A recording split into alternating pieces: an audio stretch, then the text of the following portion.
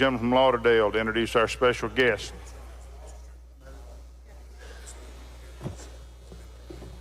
Well, as many of you know, you're probably saying NBC's The Voice.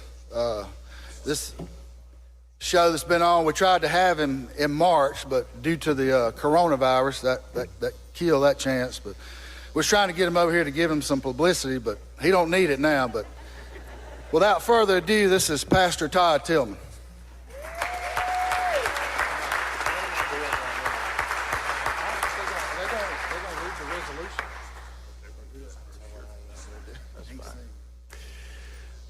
All right, we are going to pass a resolution in his honor. Many of you know he won the competition, The Voice. I'm going to recognize the gentleman from Prentice, Chairman of Rules, to bring forward the resolution. And then we're going to recognize the pastor who can do whatever he wants to do. He can say a few words, or he can sing a song. We're going to let him do, or he can tell a joke, whatever he wants to do. Thank you, Mr. Speaker. I want to go to HCR number 74 and consider that for adoption this morning. That's commending the outstanding musical talent of Pastor Todd Tillman and congratulating him upon winning the 18th session of NPC's The Voice. Madam Clerk, would you read the resolution?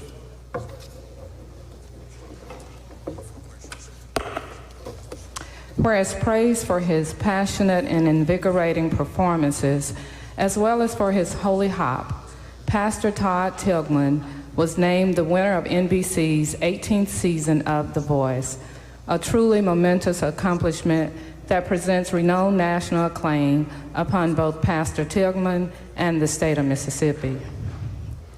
And whereas during his audition on February 24th, 2020, Pastor Tillman turned all 4 of the celebrity judges' chairs, a rarity for the show, in his debut performance of Bob Seger's We've Got Tonight. And in the weeks that followed, his personal story, enormous enthusiasm, and neighborly personality won over fans as much as the powerful voice that came from within. And whereas a resident of Meridian, Mississippi, Pastor Tillman has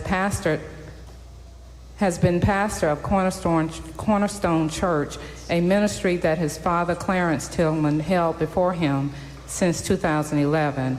And whereas Pastor Tillman married his high school sweetheart, Brooke, and they have 8 children, and it was only at Brooke's persistence that he gave himself a shot at the opportunity to compete on The Voice. And whereas during the final performances from the top 5, Pastor Tillman took fans back to his roots by singing a rendition of I Can Only Imagine by the Christian rock band Mercy Me. And for his original song, he performed Long Way Home.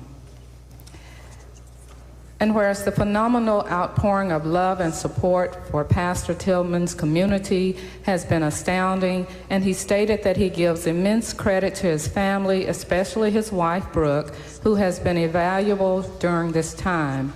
And whereas today Pastor Tillman was announced as the Voice champion, he sung Long Way Home, and it was ranked number 1 on the iTunes Top 100 Songs chart, and was holding at number 2 later that week, while his Authority song duet with Blake Shelton was at number 9.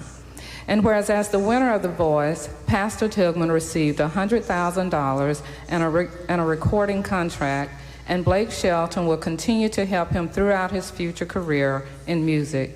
And whereas it is the policy of the legislature to recognize and commend exceptional Mississippians, especially those such as Pastor Tillman, whose outstanding musical talent, exceptional service to his community, and extraordinary devotion to his family have brought honor to the Cornerstone Church, the Meridian community, and the Magnolia State. Now therefore be resolved by the House of Representatives of the state of Mississippi, the Senate concurring therein, that we do hereby commend the outstanding musical talent of Pastor Todd Tillman, congratulate him upon winning the 18th season of the NBC's The Voice, and extend best wishes for continued success in all his future endeavors.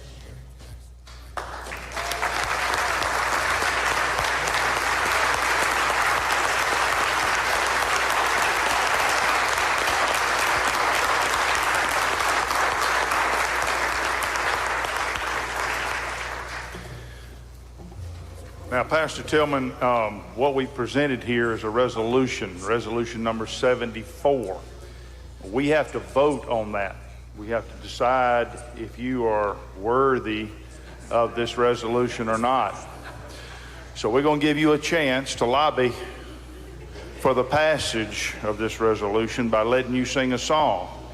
And if you do good, then we're going to vote for it.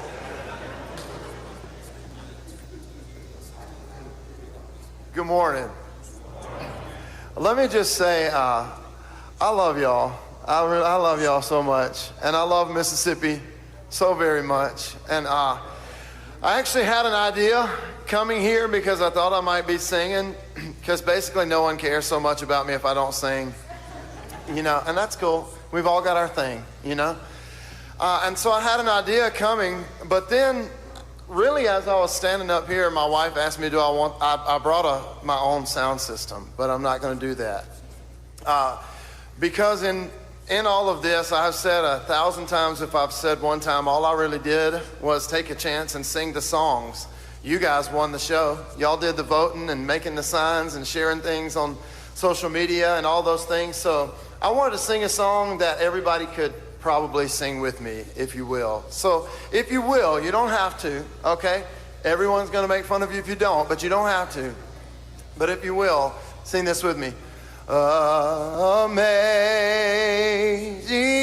grace, how sweet the sound that saved a wretch like me. I once was lost, but now I'm found. Was blind, but now I see. Now let's sing the one that everybody knows the words. Praise God, praise God, praise God, praise God, praise God, praise God, praise God, praise God, praise God, praise God, praise God, praise God, praise God, praise God.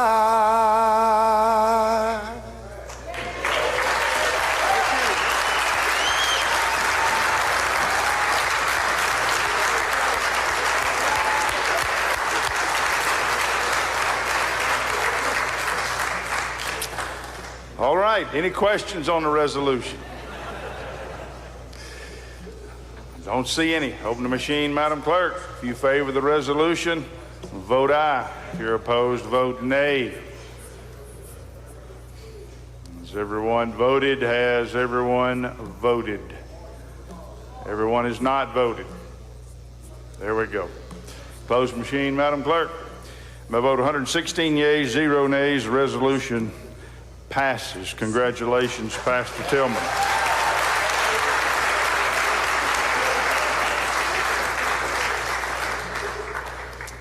We're going to have just a little bit of fun here for a second. All right. You've got a lot of people here with you today. I would like you to introduce who you have so we know who they are. Okay.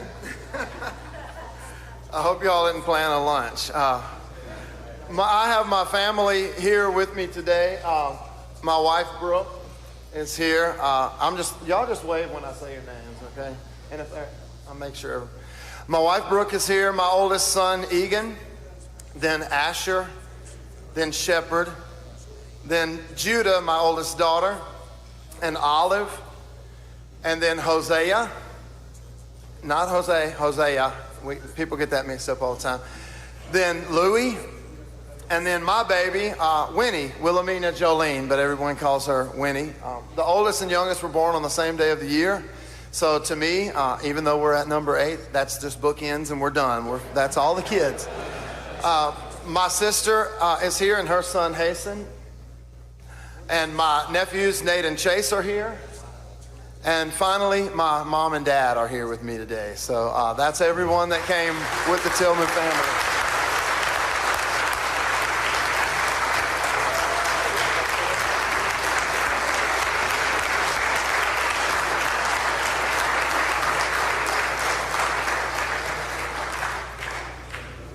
We're not done yet. So tell us where you grew up. Really, I mainly grew up in Meridian. I was born in Grenada, Mississippi. I moved from Grenada when I was 11 years old, and we lived in Kosciuszko from then until the time I was 14, and we moved to Meridian when I was 14, and so I've been in Meridian, Mississippi since I was 14 years old, and 42 now. So. And when did you decide to engage in a professional music singing career? I don't think I've made that decision yet. Right now, just today I decided. Now, the voice was just sort of, without getting into great detail, it's sort of, and you guys may have been there in your lives before. I just reached a place in our life where we had some circumstances that were unfavorable, sort of blindside us, and in the process of that, I started realizing that there was something inside me. I like to joke and say that it was a midlife crisis, and maybe it was, I don't know. But there was something inside me that I needed to do something different. And so I tried lots of different things. I tried selling weight loss stuff and looked into selling CBD oil. If that is legal in Mississippi, by the way. Looked into real estate, and then one day somebody said, hey, look, you should sign up for The Voice. And I did, and my wife pushed me, and so that's been about a year ago. Tell us how that process unfolded. What does one do? There may be someone here who wants to go into The Voice. Do it. So what does one have to do to sign up, to try out? Describe that process for us. Okay. Well, you know, it's different now. With COVID, it's a little different now. They're doing everything virtually, but there are several things you can do that I didn't even know. First of all, you should have at least a decent singing ability. But really, honest to God, more important than that, I would say whether you're trying out for The Voice or whatever, the Mississippi House of Representatives, whatever it is, just be yourself. I really do think that just being a genuine person and being who you are makes the biggest difference. But yeah, actually what I did was I went to what they call the cattle call. And at the time, I thought that was the only thing that you could do. And I stood in line in Atlanta, Georgia, all day just about, and made it through the next step. There's lots of steps. They don't let us tell all the secrets, you know, but there's you don't just show up and sing for those 4 coaches. I'll tell you that, you know. But anyway, I went there and stood in line, but I found out later, as I was back for a later audition, we were having dinner, and I was talking about the audition, and literally all of the other artists around the table looked at me and they said, you went to the open call? Like I was dirty or something, you know? I was like, you didn't? And they said, no, I didn't. You don't have to do that. So you can submit videos, they find you. But really, honestly, I would say the best advice that I could give y'all is, that's one reason I'm so thankful for my wife. She is probably one of the greatest nuisances of my entire life. But she's the one who believed in me when I didn't even realize I had sort of stopped believing in myself. And so I'm really grateful for that. I'm grateful for you, buddy. I love you. So this is all her, y'all. So can you get Blake Shelton to come here and perform for us? I do have his cell phone number. So All right, good deal. Well, let me just say to you, first of all, we are extremely proud of you. And extremely proud of the positive reflection that you are on Mississippi. It's people like you who go out from our state and who make an impact in the world. Here you've made a tremendous impact nationally, and you bring great favor and shine a great light on our state. And that's the reason we wanted to honor you here today, to show you how much we appreciate the positive that you bring to Mississippi. I'd also like to say to your wife and to your children, we appreciate you supporting your dad and your husband. I know that you have sacrificed greatly to let him do this, but he has gone out and done well, and he has done some great things for this state and for these people and all the people they represent. And so we wanted to say thank you to you for what you do. And then to your mom and dad, I'd like to know from which one of you did he get his singing talent?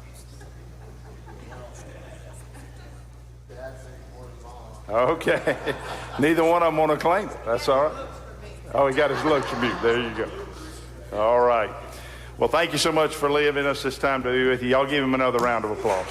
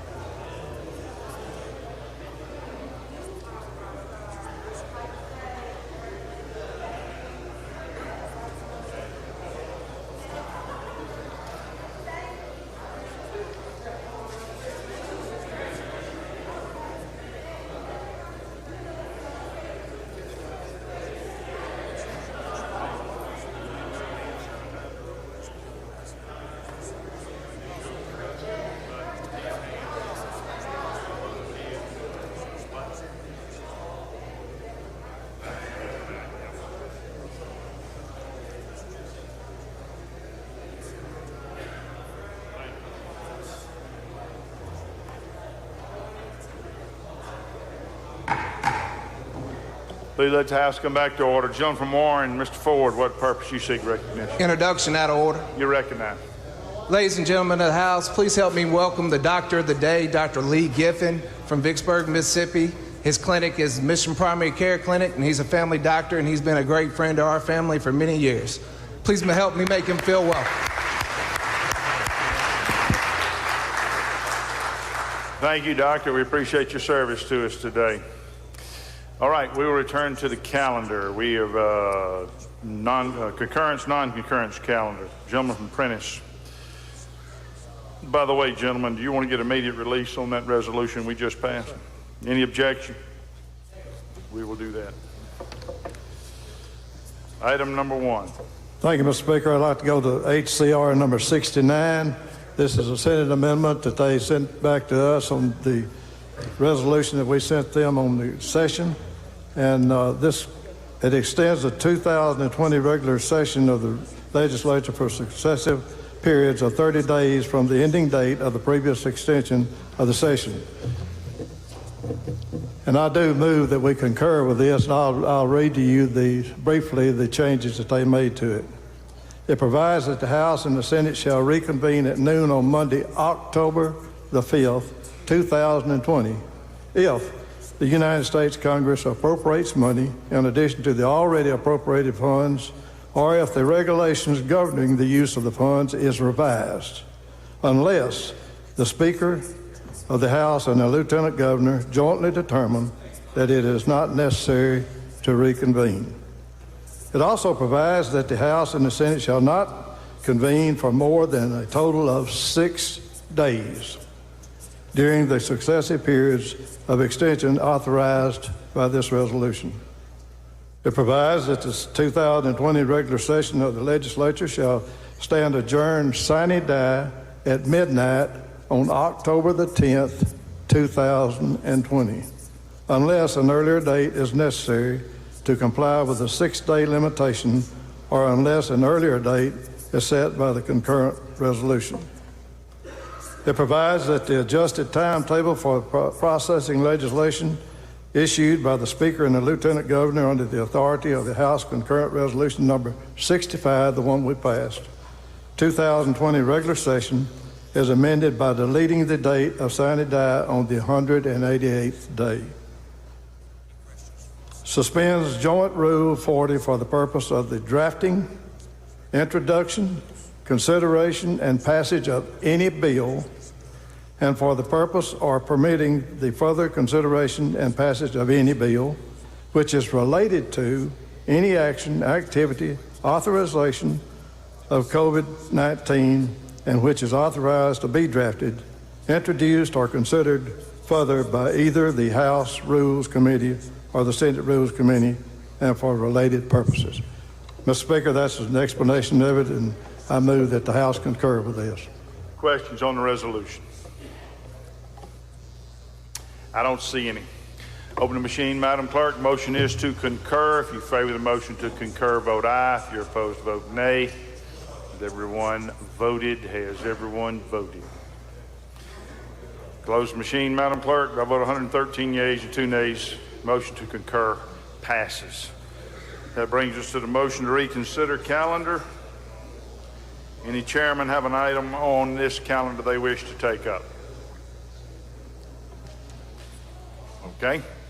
That takes us to the rules calendar. Anything further, Mr. Chairman?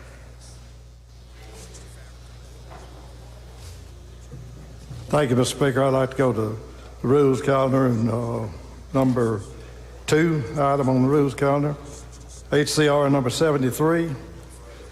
It commends Rusty Berryhill upon being named the 2019-20 chairman of the Mississippi Manufacturers Association Board of Directors. That's the explanation. I move for adoption. Questions on the resolution? I don't see any. Open the machine, Madam Clerk. Question occurs on HCR 73. If you favor the resolution, vote aye. If you're opposed, vote nay. Has everyone voted? Close the machine, Madam Clerk. By vote 116 yeas and 0 nays, resolution passes. The chairman has requested immediate release. Any objection? Hearing none, we will do that. Appropriations passes. Ways and Means. Ways and Means passes. Brings us to the general calendar. Item 1, Military Affairs.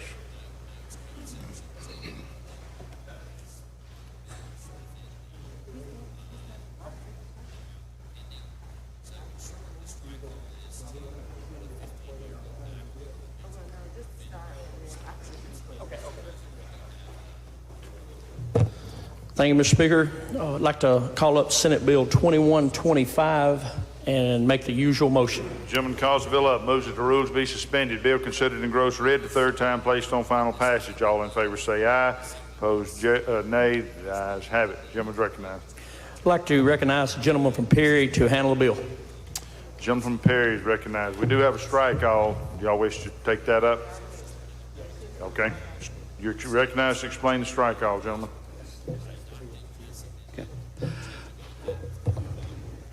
Will you yield there, Speaker? Yes, sir. You're recognized. Senate Bill number 2125, it talks about how we're going to authorize the recording without charge of any Veterans Form DD-214 with the Chancery Clerk and them not get charged for that. Provide the form is not a public record and to authorize copies to be made only for the request of the veteran or his immediate family or somebody else. He gives permission to have access to it. Now the changes are over on 38 to 50. It talks about how they're supposed to keep a record of the DD-214, and the DD-214 is a record of service for a veteran. He's gotten out. It's a record that really needs to be recorded. and they're going to keep it in a separate room, separate place, and they're not going to charge the veteran or their representative or their authorized rep. And the Chancery Clerk will verify the identity relationship to the veteran of the person requesting the copy. So that's all I have at this time. Questions on the bill? Strike all. I don't see any. If you favor the strike all, indicate by saying aye. Opposed, nay. The ayes have it. Any questions on the bill? I don't see any. Move final passage, Open Mr. Speaker. machine, Madam Clerk. Question occurs on Senate Bill 2125. If you favor the bill, vote aye. If you're opposed, vote nay. Has everyone voted? Close the machine, Madam Clerk. By vote 115 yeas, 0 nays, the bill passes. Next item, military affairs.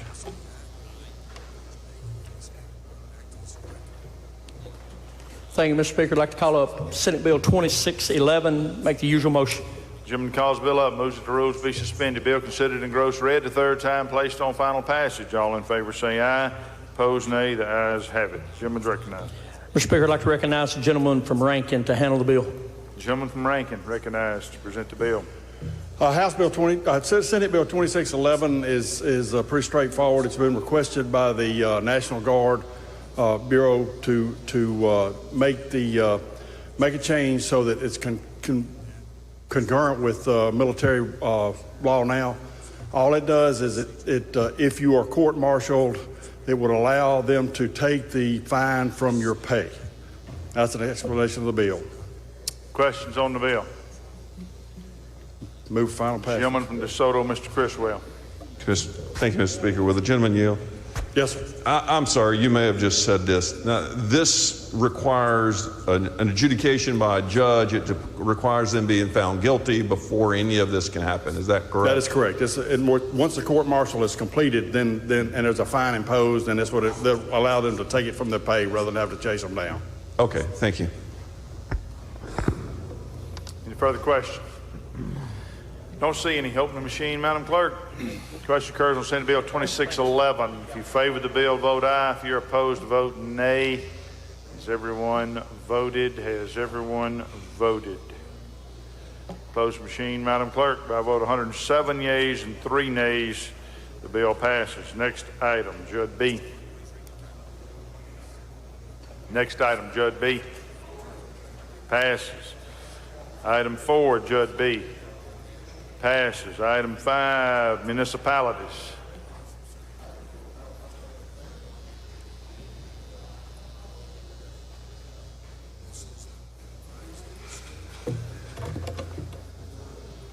Thank you, Mr. Speaker. I'd like to go to item number 5, Senate Bill 2215, and make the usual motion. Gentleman calls the bill up, moves that the rules be suspended. Bill considered in gross red the third time, placed on final passage. All in favor say aye. Opposed, nay. The ayes have it. Gentleman's recognized. Mr. Speaker, we have a strike all for this bill. You recognize, present strike off. Mr. Speaker, I'd like to recognize the gentleman from Holmes to explain the strike off. Gentleman from Holmes recognized to present the strike off.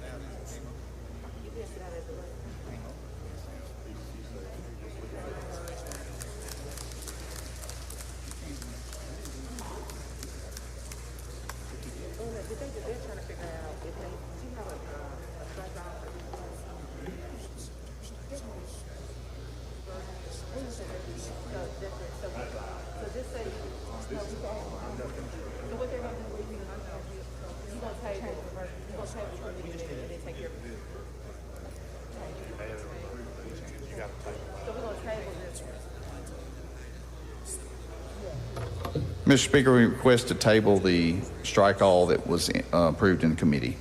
Motion is to table the strike all. Those opposed have 5 minutes. Any opposed? I don't see any. In favor of the motion indicate by saying aye. Opposed, nay. Ayes have it. Strike all is tabled. And Mr. Speaker, we have a strike all, floor strike all we'd like to explain. Okay. Jim from Holmes recognized to introduce or to present the new strike all. Thank you, Mr. Speaker and Mr. Chairman. Ladies and gentlemen, I've given Madam Clerk a copy of the strike all, but I can be real brief in explaining it. We are amending Senate Bill 2215 and deleting it in its entirety, and we are inserting the reverse auction code sections with amendments that it's a rather lengthy strike all, but the only changes are on pages 4 and 5, I believe, of the strike all that's being presented now, where we are giving local governments, both municipalities and county governments, the option to opt in or out, as the case may be, to the reverse auction process as part of their bidding. Reverse auction is still the primary bidding method for receiving bids in the bidding process, but this would give local governments, both cities and counties, the option or the opportunity to opt out, as the case may be, on a particular item or thing. To do that, they would have to make a finding and put it on their minutes as to why reverse auction would not be in the best interest of that particular governing entity. They would then authorize the purchasing entity to solicit bids with a method other than reverse auction. Mr. Speaker, that is an explanation of the strike all. This is the exact language that we passed last year overwhelmingly in this body, I think 116 to 4 maybe. Questions on the strike all? I don't see any. We'd move adoption.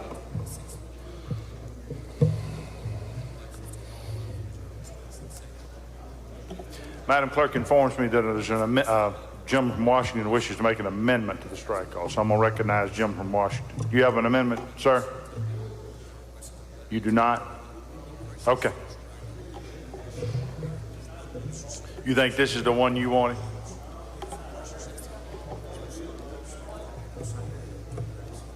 I didn't hear what he said. He's not on it. Gentleman indicates it's another bill. All right, any further on the strike all? Nothing further, Mr. Speaker. I don't see any questions. If you favor the strike all, indicate by saying aye. Opposed, nay. The ayes have it. Anything further on the bill? Questions on the bill? I don't see any. Open the machine, Madam Clerk. Question occurs on Senate Bill 2215. If you favor the bill, vote aye. If you're opposed, vote nay. Has everyone voted? Close the machine, Madam Clerk. By a vote of 110 yeas and 6 nays, the bill passes.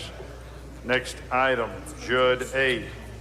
Thank you, Mr. Speaker. I'd like to go to item number 6, Senate Bill 2212. Call it up and make the usual motion. Gentlemen, excuse me, the lady calls the bill up, moves that the rules be suspended. Bill considered in gross read the third time, placed on final passage. All in favor say aye. Opposed, nay. The ayes have it. Ladies recognized. Mr. Speaker, will you please recognize the gentleman from Hines to present the bill? Gentleman from Hines recognized to present the bill. Thank you, Madam Chair. Thank you, Mr. Speaker. Senate Bill 2212 creates an advisory committee that will make recommendations to the state legislature regarding the uniform collection of data in our county jails on the number of incarcerated people we have in our county jails. That report will include recommendations for standards and formatting of that data. It will have specific data on the number of incarcerated people in each county jail, the length of their sentences, and the days they are staying in pretrial detention. Also, best practices from other states and recommendations on computer and electronic equipment to be used to collect the data.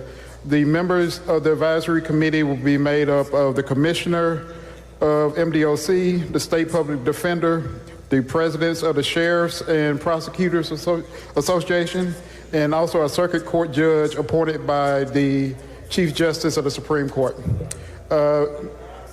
Mr. Speaker, that is a summary of the bill, and I move final passage unless there's questions. Any questions on the bill? I don't see any.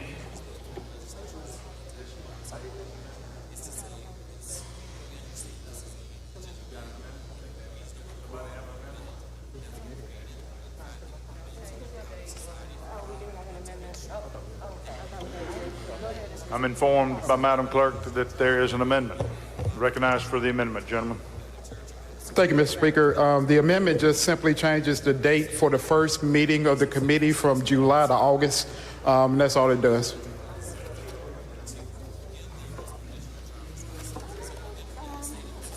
Questions on the amendment? I don't see any. If you favor the amendment, indicate by saying aye. Opposed, nay. The ayes have it. Anything further on the bill? Questions on the bill? Final passage. I don't see any. Open the machine, Madam Clerk. Question occurs on Senate Bill 2212. If you favor the bill, vote aye. If you're opposed, vote nay. Has everyone voted? Everyone voted. Close the machine, Madam Clerk. By a vote of 112 yeas and 2 nays, the bill passes. Next item. Thank you, Mr. Speaker. I'd like to go to item number 7, Senate Bill 2510. Call it up and make the usual motion. The lady calls the bill up. Moves that the rules be suspended. Bill considered in gross read the third time, placed on final passage. All in favor say aye. Opposed, nay. The ayes have it. Ladies recognized. Mr. Speaker, will you please recognize the gentleman from Lafayette to present the bill? The gentleman from Lafayette, or Lafayette, Oxford. Thank you, Mr. Speaker. Thank you, Madam Chair. Senate Bill 2510 is an act to revise the grounds for administrative revocation of the registration of a foreign LLC. This bill adds subsection F, allowing the Secretary of State to revoke the registration of a foreign LLC for delinquent payment or owing taxes to the state.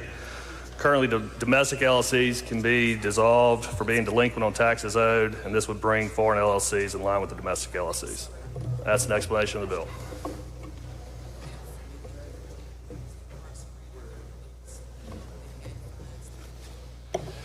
Questions?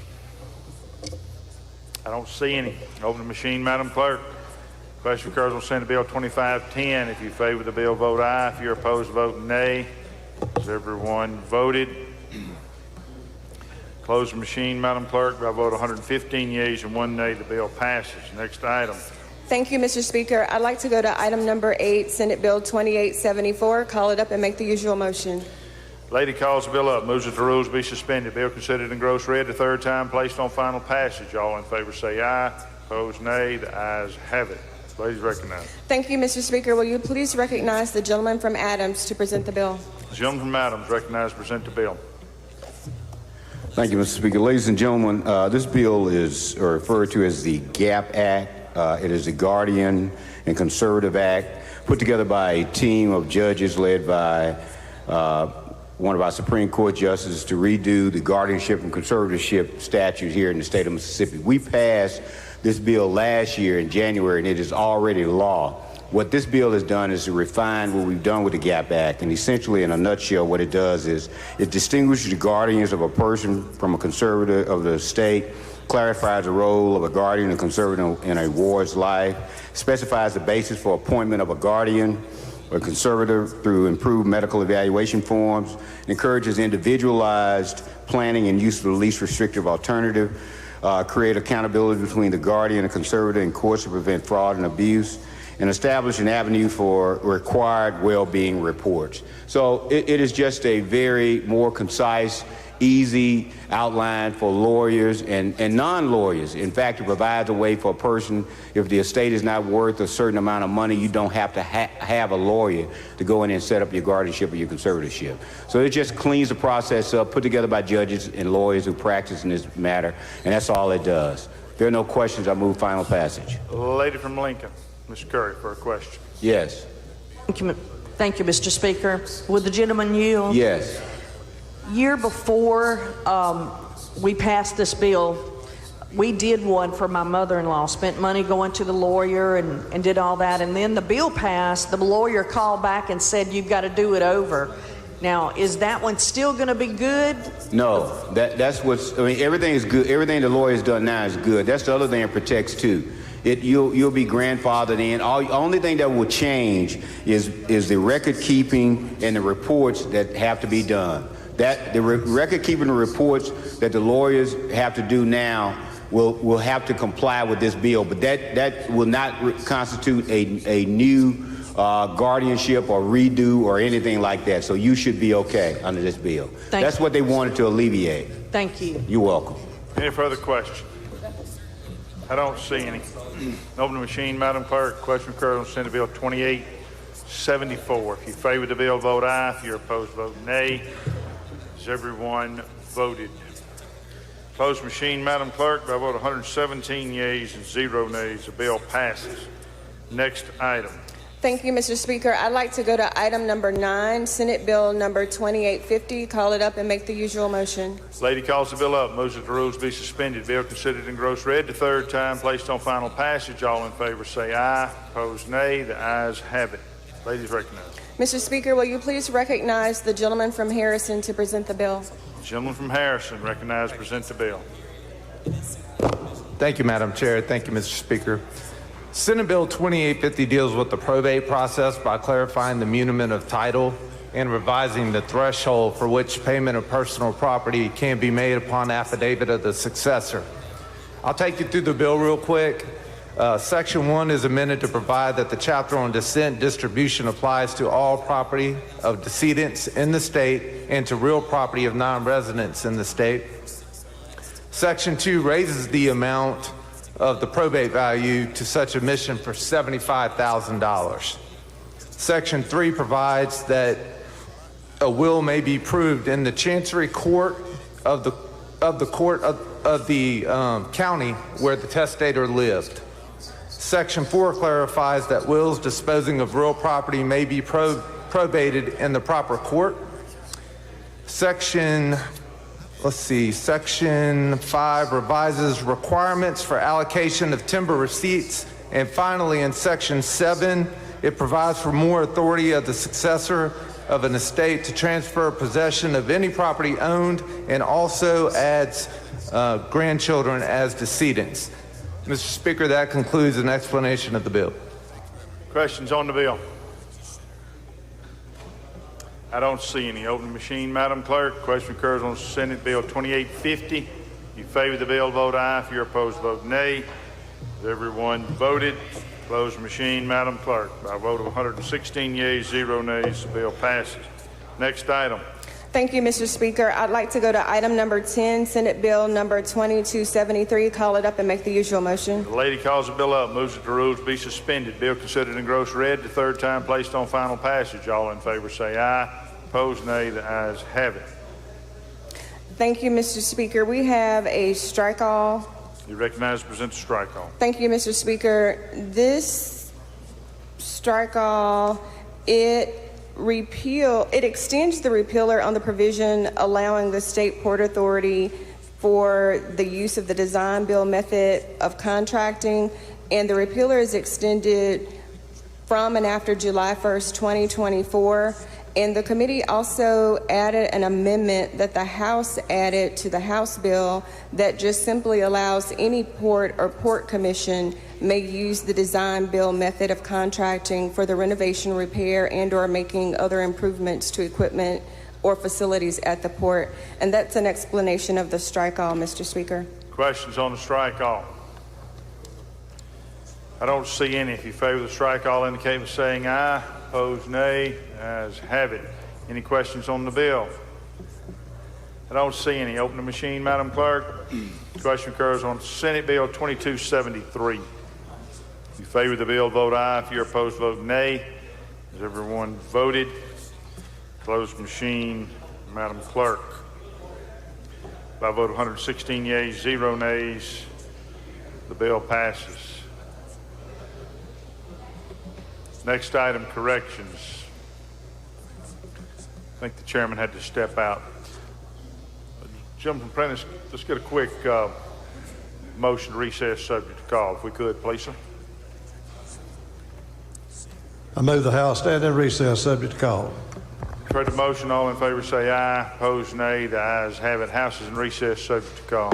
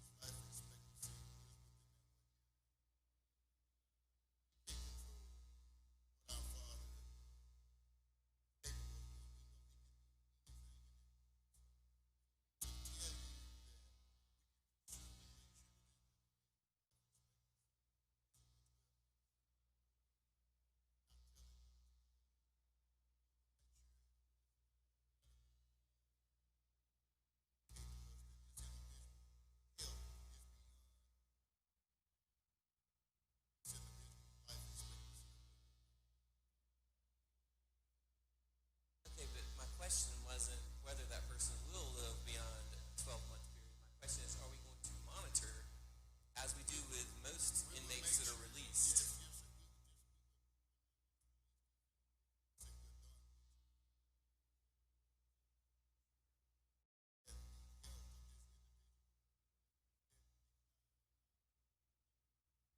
So, if in fact someone were to have been able to trick the medical official, or Lord forbid, pay them off, I know that never happens in our Department of Corrections.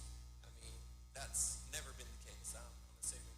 But if someone were to get somehow by hook or crook released from the care of the Department of Corrections of the great state of Mississippi on the fact that he or she was going to expire within 12 months or left, and then lo and behold, they have, resurrected as if from the dead, and now we're living, a year and a half, 2 years, 3 years, 5 years. Does that person then continue to live at home outside of the confines of the Department of Corrections, or do we then reevaluate that original diagnosis and ask the Department of Corrections to reincarcerate the person? Please let the House come back to order. We're down to item 11, corrections. Thank you, Mr. Speaker. I call up item 11, Senate Bill 2279. Make the usual motions. Chairman calls the bill up, moves the rules be suspended. Bill considered in gross read the third time, placed on final passage. All in favor say aye. Opposed, nay. The ayes have it. We move to adopt the strike all, Mr. Speaker. You're recognized to present the strike all. Recognize and yield to the gentleman from Harrison County to present strike all. The gentleman from Harrison is recognized to present the strike all. Thank you, Mr. Chairman. Thank you, Mr. Speaker. Senate Bill 2279 provides for the conditions under which state offenders can be housed in county jails. And this bill simply extends the date of repeal to 7/1/24, and with the strike alls just left open so that the corrections and the counties can work together, if that's possible. And that is the explanation of the bill, Mr. Speaker. Questions on the strike all? I don't see any. In favor of the strike all indicate by saying aye. Opposed, nay. The ayes have it. Any questions on the bill? I don't see any. Open the machine. Move for final passage. Open the machine, Madam Clerk. Question occurs on Senate Bill 2279. If you favor the bill, vote aye. If you're opposed, vote nay. Has everyone voted? Close the machine, Madam Clerk. By vote 112 yeas, 0 nays, the bill passes. Next item, Judge B. Thank you, Mr. Speaker. I would call up Senate Bill 2123 and ask that you recognize the gentleman from Grenada. Gentleman calls the bill up, moves that the rules be suspended. Bill considered in gross read the third time, placed on final passage. All in favor say aye. Opposed, nay. Ayes have it. Gentleman from Grenada is recognized. You have a strike all, gentlemen. Yes, we move to adopt the strike all. All right, you're recognized to present the strike all. Thank you. Ladies and gentlemen of the House, I bring for the House consideration Senate Bill 2123. And what the strike all does is takes our House Bill 1377 language, and the strike all takes that language and replaces 2123 language with our 1377 language. That's the explanation of the strike all. Questions on the strike all? I don't see any. In favor of the strike all indicate by saying aye. Opposed, nay. The ayes have it. Any questions on the bill? Lady from Pearl River, Ms. Wilkes. Thank you, Mr. Speaker. Speaker, speak on the bill at the proper time. Okay. Any further? Lady from Madison, Ms. Ford. Yes, Mr. Speaker, thank you. Are there sex offenders in prison now that will be released under this new bill? Not under the provisions that we've enacted in this particular. You already have the geriatric parole eligibility that's in this particular bill that already applied to some sex offenders, but no, it does not apply to sex offenders. The only sex offender that would qualify would be a minor that was sentenced, and the Supreme Court under Miller versus Alabama basically has instructed our state Supreme Court, and the state Supreme Court has kind of requested that the legislature do something about sentencing of those under 18. those occasions where those individuals were under 18 and got a life sentence without parole or life sentence with parole would have to be considered. So there may be some minors that may be sex offenders, I don't know, but generally sex offenders don't qualify on this. Gentleman from Pearl River, Mr. Owen. Thank you, Mr. Speaker. My question's about money. We're passing this legislation, or we're trying to, of course, parole eligibility to a lot of people who might not qualify. Do we have any money on the appropriation side that's going to recidivism reduction programs, workforce development, anything that's going to keep these people from turning around, recommitting these crimes? You know? Well, I will tell you, gentlemen, I appreciate the question. In House Bill 1376 that came off the Senate floor yesterday, we have all the code sections available. And I don't know if you remember, but we increased reentry beds to 800. And also in House Bill, I can't remember which one it was, regarding inmate welfare, appropriations allowed that bill to go through that basically reappropriated $2.5 million out of that fund that's currently in the Senate for their consideration. So we're trying to repurpose some of those funds for purposes of reentry. And I submit to you that I'm committed to make sure that if parole eligibility for certain inmates becomes available to them, that these reentry programs will be available to them. Hopefully we can get that done. So in light of COVID and the budget cuts that we might be looking at, is that still possible? Do you think that that's still possible? Well, I hope so, gentlemen. We're going to have to do something. We're under the eye of Department of Justice now. They've been down here twice, and they've stated once the COVID restrictions are off of them, they're coming back to continue their investigation. We don't want to find ourselves in the same boat, Alabama, where they were forced to spend close to $1 billion that we don't have, because they didn't listen to the directive of DOJ. My next question was going to be about Alabama, so I'm glad you actually said that. Thank you, gentlemen. Thank you. Gentleman from DeSoto, Mr. Hopkins. Thank you, Mr. Speaker. Will the gentleman yield? Certainly. Friendly interrogation. Yes, sir. Isn't it true, gentlemen, that law enforcement and the Department of Corrections have endorsed this bill? For the most part. I've had some rumblings from some members that say that some prosecutors are not in favor of it. I have prosecutors in my family and close friends that have not voiced any opposition and haven't heard from the association. I've heard from several DAs that are in favor of this legislation. A couple have called me and talked to me about sentences that they recommended on certain defendants, with the understanding that parole eligibility went in place in 2014 under 585. And I was encouraged by their comments that they feel like this legislation is necessary, so they'd be true to their word based on what they told defense counsel on cases. Thank you, gentlemen. Thank you very much. Lady from Lincoln, Ms. Curry. Thank you, Mr. Speaker. Will the gentleman yield? Certainly. Are you aware that the Sheriff's Association is against this? I have not heard from the Sheriff's Association. I've not heard from them. If they could look, lady, I've reached out to the Sheriff's Association, to the Prosecutors Association. Chairman Bain has done the same. I've heard no opposition from either one of those associations. Police chiefs have not voiced any opposition. The judges, I've not heard from any judges that voiced opposition to it. And if you could tell me their concerns, lady, maybe you have information that they've told you that I don't know about. I'm willing to listen to anyone. And also, I'd like for them to come to me and tell me where we're going to get some of their money to use to fight off Department of Justice. And if you've got that answer or the answers from the Sheriff's Association, we can talk afterwards. I'll be willing to talk to you about it right now. I just got a text from my sheriff, who is the president of their association, who says they're against it. So well, just thought we're you on the want to floor arguing a bill, and that the text messages to members about the quality of a bill that's being argued from the well, I think, speaks volumes about what we got going on here. Thank you, lady. Gentleman from Tallahatchie, Mr. Reynolds.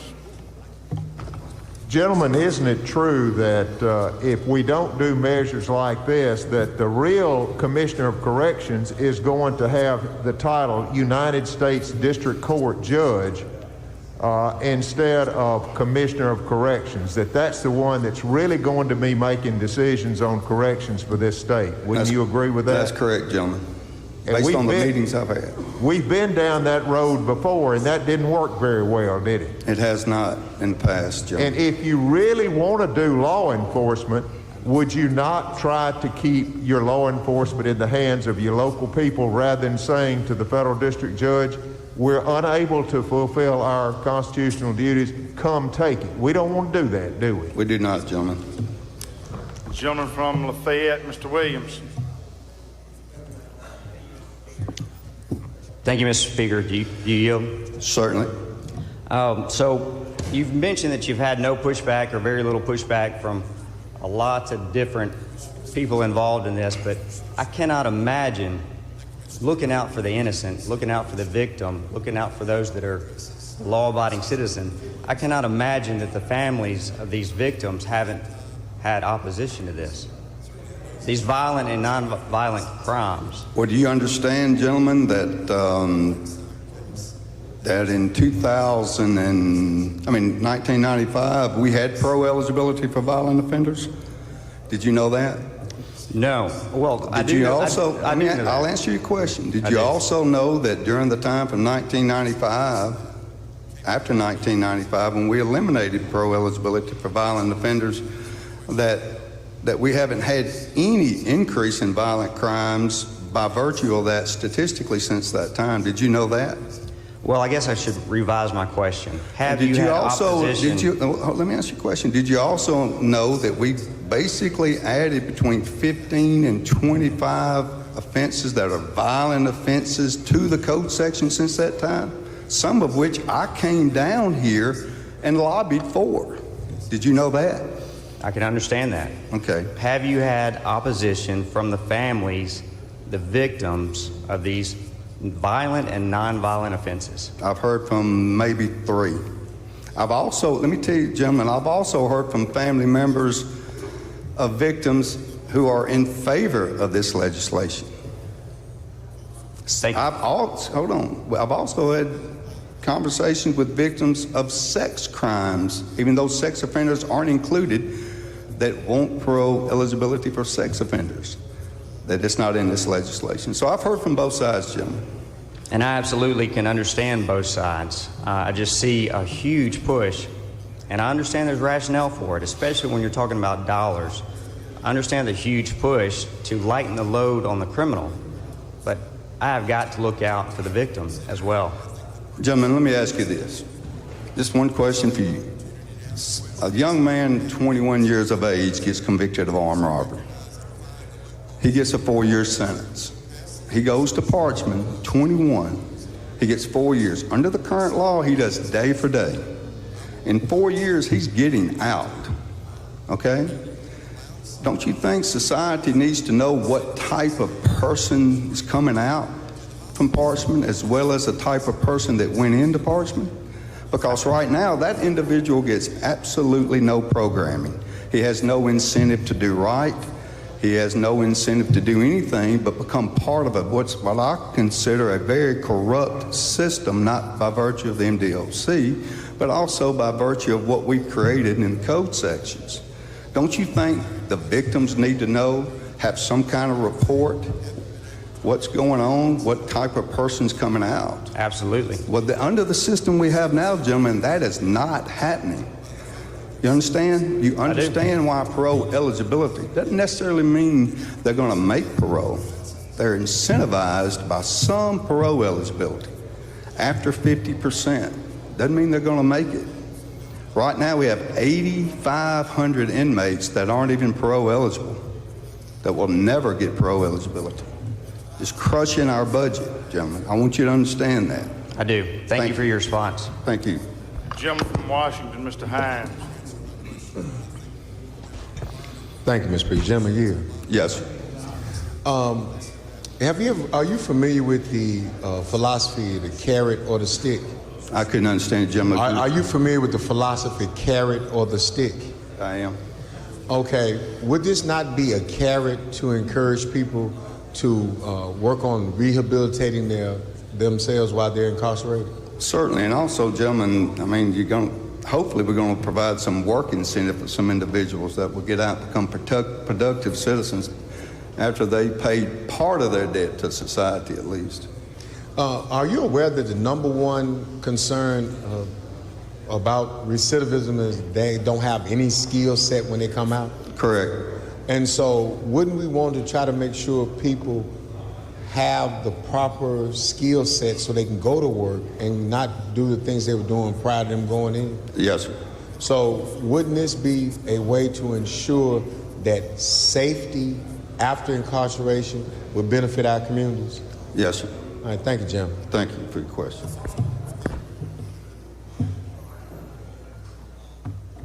All right, I don't see any further questions. Lady from Pearl River wishes to speak on the bill. She's recognized.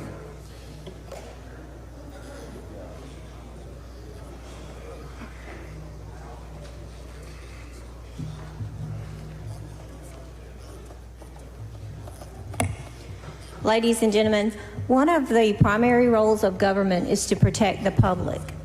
Letting these criminals out of jail without any rehabilitation is not protecting the public. My DA said this is one of the most dangerous pieces of legislation this session. I will tell you, we passed legislation last year for criminal justice reform. My problem last year, again, was there was no money for rehabilitation. We are letting these same people out of jail in the same condition without any rehabilitation, and they're committing the same crimes.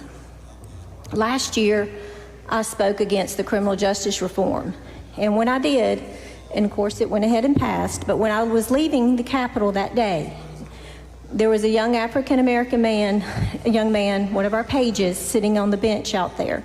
And I spoke to him and made sure he had a ride and asked him how he was enjoying his week. And he talked to me and we exchanged pleasantries for a minute, and I said, well, you have a good day and I'll see you tomorrow. He said, ma'am, and I turned back around, and with tears in his eyes, he said, I was in there when you spoke earlier against that legislation, and I thank you for speaking up. He said, this is happening in our neighborhoods, in our schools, in our churches and families, and he said, you know, it's not helping anyone, turning everybody out of jail and not having any accountability. He sees it and he lives in it. We owe the future, our kids and communities, we owe them better. When you put a funding mechanism in here and you can rehabilitate and give someone a fighting chance when they get out, that's one thing, but this is not. I am not going to answer to my constituents when these people get out and commit crimes and other family members lose family members to habitual criminals. I'm asking you to stand on the side of law enforcement and these criminals who don't have a fighting chance of getting out and not repeating these same crimes because there's no funding mechanism to rehabilitate these people. It's not about wanting them to stay in jail and not giving anybody a fighting chance, but until we put money behind it, that's all you're doing. We've already paroled people, we've already had criminal justice reform time after time, and there's no funding behind it. I'm asking you to stand with law enforcement, stand with our citizens, and vote no against this legislation. Thank you.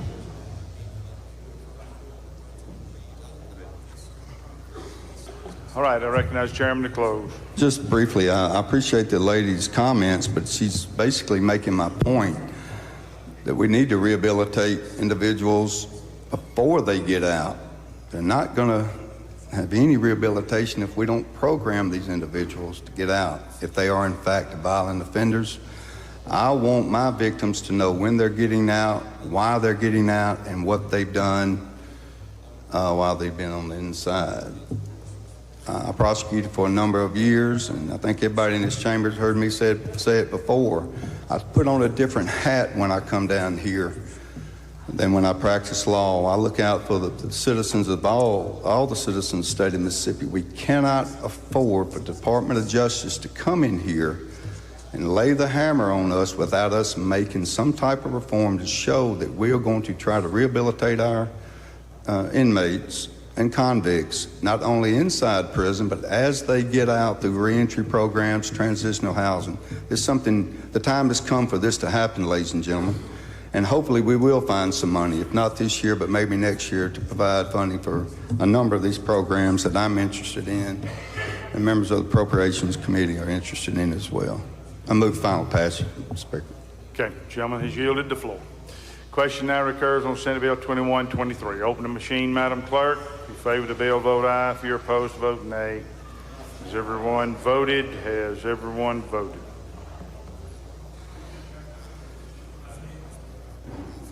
Closed machine, Madam Clerk. By a vote of 79 yeas, 24 nays, bill passes. Announcements, Mr. Clerk. Excuse me, Mr. Clerk. A gentleman from DeSoto had a request before we get to that. Thank you, Mr. Speaker. I would like to ask for unanimous request to remove my motions to reconsider on items 2, 3, and 4 on the motion to reconsider. Any objection? Hearing none, we'll do that. I'm sorry? I'm sorry, I've got one more. I'd like to ask also unanimous request to change mine and my desk mate's vote on yesterday's calendar, SB 2328, from no to yes. Any objection? Change the gentleman's vote. All right, announcements, Mr. Clerk. Thank you, Mr. Speaker. We have some nice brochures about the Back to Business Mississippi Grant Program that will be, there's a stack of them on the head page's desk if you're interested. Thank you. Ladies and gentlemen, that reminds me, the MDA has provided in my office some, I haven't seen them yet, I understand there's some sort of card, maybe the same thing, that explains, each of you have about 100 of these that you can take and give out to your constituents. It explains to them the process for applying for benefits under SB 2772, I think it was, a small business plan. So those are supposed to be in my office. Each of you has a stack. They're there for you to pass out to your constituents. Swing by the office and pick those up. Announcements, Madam Clerk. Announcements by the members. Gentleman from Choctaw, Mr. Hood. Thank you, Mr. Speaker. On yesterday's calendar, Ways and Means calendar, item number 3, Senate Bill 2253. I'd like to hold that on a motion to reconsider. We'll do that. Gentleman from DeSoto, Mr. Criswell.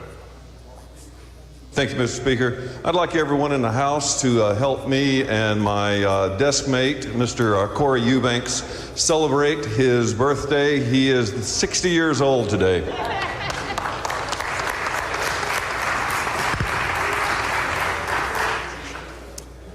Gentleman from Harrison, Mr. Patterson.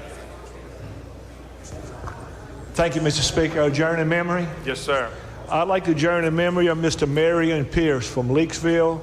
He's Sean Wiley, to all you who knew Sean a few years back. It's his grandpa, and he's in Saudi Arabia right now, and he got his girlfriend to get a hold of me and let him know about his grandfather. They were really close. Okay. Thank you, sir. Gentleman from Tate, Mr. Lamar. Thank you, Mr. Speaker. Yesterday's calendar, Senate Bill 2333, which is item 15 on the Ways and Means calendar. We need to hold that on a motion for purposes to consider an amendment. Okay, we can do that. Ladies and gentlemen, as an amendment to my announcement, I'm being informed that the brochures are going to be put on your desks by the pages, so you do not have to come to my office to get them. Lady from Pearl River, Ms. Wilkes. Thank you, Mr. Speaker. I'd like to hold Senate Bill 2123 on a motion to reconsider. Okay, we'll do that. Gentleman from DeSoto, Mr. Hopkins, you have something further? Yes, sir. Thank you, Mr. Speaker. Also, like to get everybody to help me say happy birthday to the representative from Motion Springs, Mr. Zuber.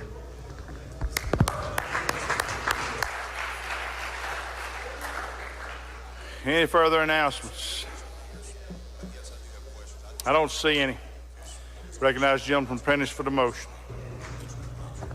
I move this House stand adjourned until 9 a.m. tomorrow. You've heard the motion. All in favor say aye. Opposed, nay. The ayes have it. House adjourned till 9 a.m. tomorrow.